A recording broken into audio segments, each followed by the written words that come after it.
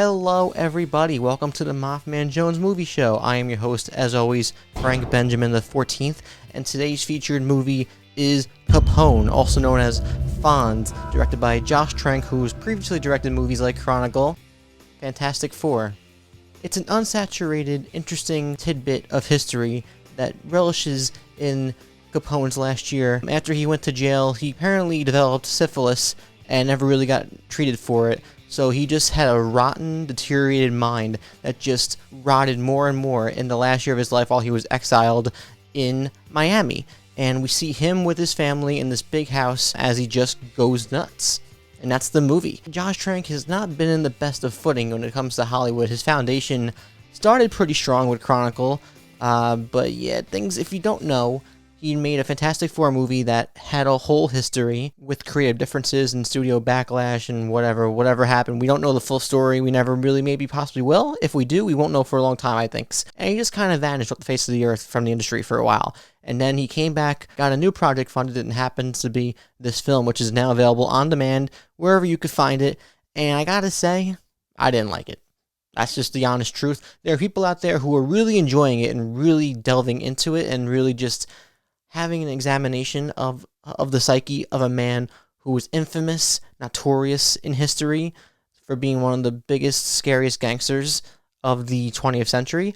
And there are other people like me who are watching this and trying to find something to like about it because this is a movie that I should like. It's up my alley. It's psychological warfare with an actor in Tom Hardy who I really like in most things, and a cast that surrounds him that's pretty stellar.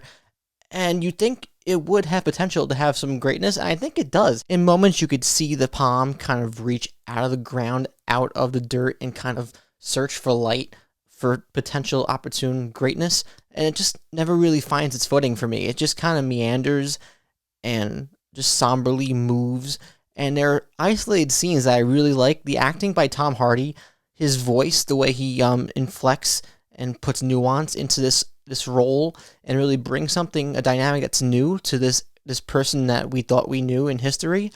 I think it's sort of brilliant, but I can't really tell. It's teetering on the edge of brilliance and also egregious monstrosity. I don't know where it really falls. It's in between there somewhere.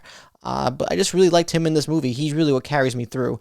Linda Cardellini plays his wife. She emotes when she can, but it's not a memorable role because she doesn't really get much to do.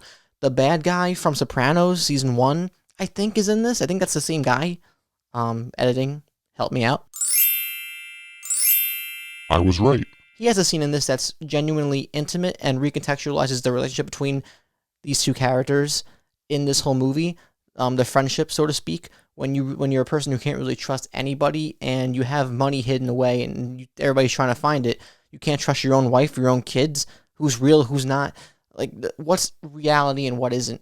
And it really, there are pieces where I'm like, okay, I see something here, and it never finds the footing. It's constantly jumping in the air, looking for a hand to grasp, and the hand is just going like this. And then there are moments in the movie that are unintentionally funny. There are a handful of moments where Al Capone is just literally shitting himself in front of other characters, and it's embarrassing, and I know it's supposed to be embarrassing, but at the same time, sad. It doesn't really do anything for the movie besides giving you a nervous laugh. Maybe I have to watch it again. It just didn't do anything for me here. I don't see how a scene of watching Tom Hardy just moan and fart and just shit himself in front of a bunch of people really adds to the movie. I don't see it right now. Since we're all stuck inside right now anyway, I think it is worth a shot if you're looking for a new movie and something that is releasing in 2020. I think it is worth a look because Tom Hardy does give a performance that does have riveting aspects. But at the same time, you might watch this movie and you might hate the movie, but you might actually hate Tom Hardy too in it. Tom Hardy is kind of perplexing and polarizing sometimes. I love him in most things, like I mentioned before, but I can see how somebody could watch his role in this and be like, What's his deal? Why do people like this guy so much? But I see it, and I'm like, I see him going full stop nuts. So the way I see it, Capone is a worthy rental, but had theaters been open, I don't think it would be worth seeing in theaters, to be honest. I would wait for this one. I would sit on this if you're not really curious about it, and wait to see if word of mouth carries it further. Now, of course, I want to know from everybody out there, what you think of Capone. If you watched it, let me know in the comments down below Was Tom Hardy good in this? Did you enjoy him in this? Was he redeeming in this if all else failed? Or is it just a waste of time for you? I didn't think it was a waste of time. I just don't see myself really looking back on this fondly in a month, even maybe a couple weeks. But I think it is worth a rental out of curiosity's sake. And of course, shameless plugs, if you enjoyed watching me talk about movies for the past few minutes or so, you could like the video, you could comment down below, you could subscribe if you haven't already, and also ring that bell so you never miss a video from me ever again, because you'll be notified. Also, follow me on all social medias, everything MaffmanJones, and I have a TikTok. For some reason, I don't make anything on it, but if people demand it, I will try. And that's it. Thank you guys for watching. Continue to stay safe. Continue to practice social distancing and all that jazz. I'm John Maffio, and I'll see you on the flippity flop. The only thing that really matters is how a man treats his family.